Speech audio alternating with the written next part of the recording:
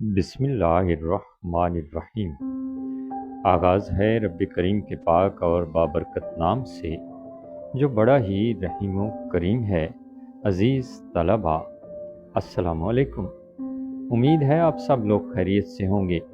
میری دعا ہے کہ آپ ہمیشہ سلامت رہیں۔ اردو کے اہم معروضی سوالات اور جوابات۔ جی ہاں، یہی ہے ہماری آج کی ویڈیو کا موضوع جو کہ انٹرمیڈیٹ کے طلباء کے کام آ سکتی ہے۔ چلیے ویڈیو شروع کرتے ہیں۔ سوال نمبر 1، آپ بیتی سے کیا مراد ہے؟ جواب: جس میں کوئی شخص اپنی ذاتی زندگی کے تجربات تحریر کرے اسے آپ بیتی کہا جاتا ہے۔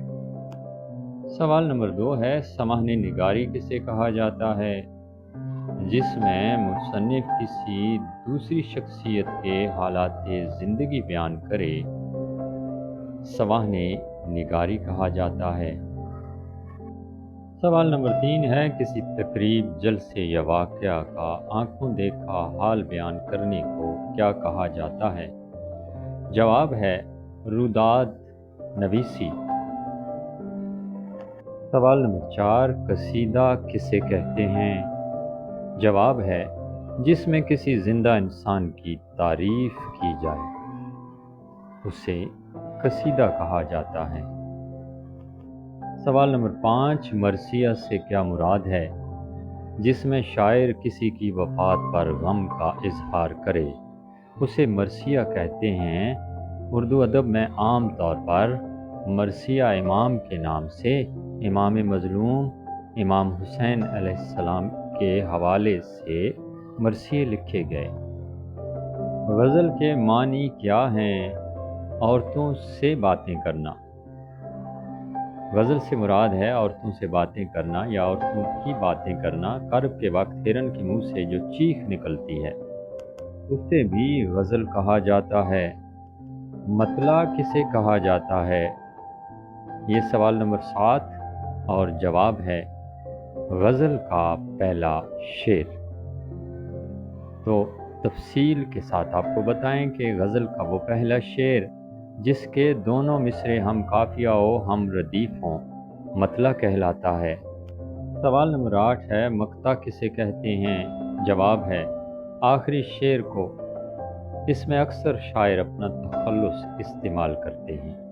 جی ہاں، آخری شعر جس میں شاعر اپنا تخلص استعمال کرے اسے مقطع کہا جاتا ہے۔ سوال نمبر 9، حسن مطلع کسے کہا جاتا ہے؟ جواب ہے مطلع کے بعد والا شعر۔ سوال نمبر 10 ہے، بیت کسے کہتے ہیں؟ جواب ہے جو شعر نہ مطلع ہو اور نہ ہی مقطع اسے بیت کہتے ہیں۔ سوال نمبر 11 ہے، بیت الغزل کسے کہا جاتا ہے؟ جس کا جواب ہے غزل کے بہترین شعر کو۔ سوال نمبر 12، قصیدہ۔ قصیدہ بانت سعاد کس کی تصنیف ہے؟ حضرت کعب بن زہیر رضی اللہ تعالی عنہ۔ سوال نمبر 13، قصیدہ بردہ شریف کس کی تصنیف ہے؟ جواب ہے امام شرف الدین بوصیری۔ سوال نمبر 14، اردو زبان کا پہلا مرکز کون سا ہے؟ جواب ہے دہلی۔ سوال نمبر 15، خدائے سخن کس کو کہا جاتا ہے؟ جواب ہے میر تقی میر۔